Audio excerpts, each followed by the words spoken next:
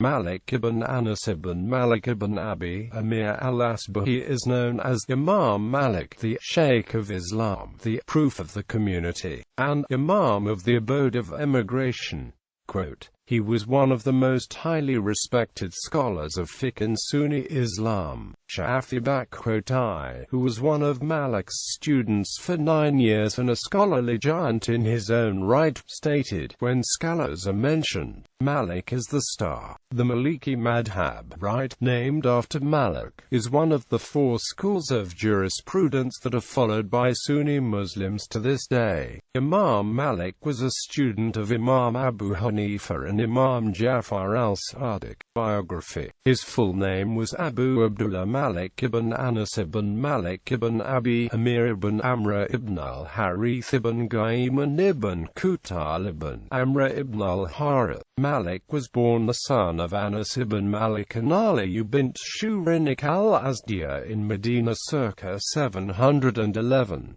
His family was originally from the al-Asbahī tribe of Yemen, but his great-grandfather Abu Āmir relocated the family to Medina after converting to Islam in the 2nd year of the Hijri calendar, or 623 CE. According to al-Muwatta, he was tall, heavy-set, imposing of stature, very fair, with white hair and beard but bald, with a huge beard and blue eyes. Teachers living in Medina gave Malik access to some of the most learned minds of early Islam. He memorized the Quran in his youth, learning recitation from Abu Suhail Nafi ibn Abd ar-Rahman, from whom he also received his ijazah, or certification and permission to teach others. He studied under various famed scholars including Hisham ibn Urwa ibn Shihab al-Zuhri, and, along with Abu Hanifa, the founder of the Hanafi Sunni Madhab, under the household of the Prophet's lineage, Ja'far al-Sadiq. This fact may explain the mutual respect and relative peace that has often existed between the Hanafi and Maliki Sunnis on one hand, and the Shi'i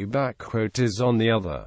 Golden chain of narration. Malik's chain of narrators was considered the most authentic and called Silsila al-Dahab, or the golden chain of narrators, by notable hadith scholars including Muhammad al-Bukhari. The golden chain of narration consists of Malik, who narrated from Nafi, who narrated from Ibn Umar, who narrated from Muhammad. Mentioned in hadith. The Prophet Muhammad reportedly said in a hadith authenticated by Muhammad ibn Isa at-Tirmidhi, very soon will people beat the flanks of camels in search of knowledge, and they shall find no one more knowledgeable than the knowledgeable scholar of Medina. Quote, Qadiyyad al-Dahabi and others relate from Sufyan ibn Uyayna, Abdur-Razzaq as-Sanani, Ibn Mahdi, Ja'far ibn Ma'an, Dhuayb ibn Tamama, Ibn al-Madani, and others that they considered that scholar to be Malik ibn Anas. Views. Reluctance in rendering religious verdicts. Malik took advantage of the fact that he was contemporary to many of the Tabi'in to formulate his school of thought, which gave precedence to the acts of the people of Medina over the hadith if they were in conflict. This was done due to the sizable amount of scholars and companions of Prophet Muhammad residing in the city where Malik's reputation grew immensely. Malik nevertheless showed hesitancy in issuing religious verdicts, explaining in one of his more famous statements that,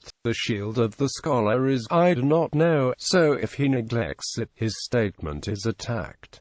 Textualist interpretation of God's attributes. Malik adhered to a textual, a literal interpretation of Quran and Hadith in relation to God's attributes. In reference to God's "sitting upon the throne" in the Quran, Malik is reported to have said, "The sitting is given, its modality is unknown. Belief in it is an obligation and raising questions regarding it is a heresy." al-Daraqutni relates that Malik was asked about the attributes of Allah, to which Malik answered, "Pass them on as they come." Furthermore, Qadiiyad relates that Malik was asked whether people would be looking toward Allah given the narration, "And some faces shall be shining and radiant upon that day, looking at the Lord." Malik ensuingly answered, "Yes, with these two eyes of his," though his student replied, "There are people who say he will not be looking at Allah, that looking means a reward," to which Malik answered, "They lied. Rather they will look at Allah." Opposition to bid'ah or innovation in beliefs.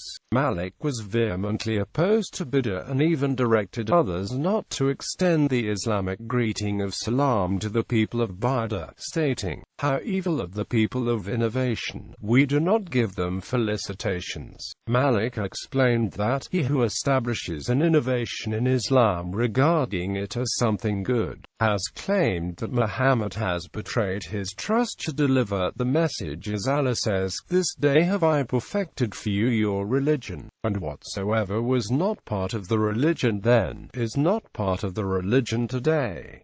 Prohibiting kalam. Malik sternly prohibited theological rhetoric and philosophical speech, frequently referred to as kalam. Malik believed that kalam was rooted in heretical doctrines taken up and followed by controversial theologians such as Jam bin Safwan. When asked about an individual who delved into kalam, Malik answered, "He establishes his innuendo with kalam, and if kalam had been knowledge, the companions and the tabi'an would have spoken about it, just as they spoke about the rules and regulations." Death. Imam Malik died at the age of 85 in Medina in 795 and is buried in the famous Jannat al-Baqi cemetery across from the Masjid al-Nabawi. Malik's last words were related by one Ishmi ibn Abi Uwais, who said, "Malik became sick, so I asked some of our people about what he said at the time of his death.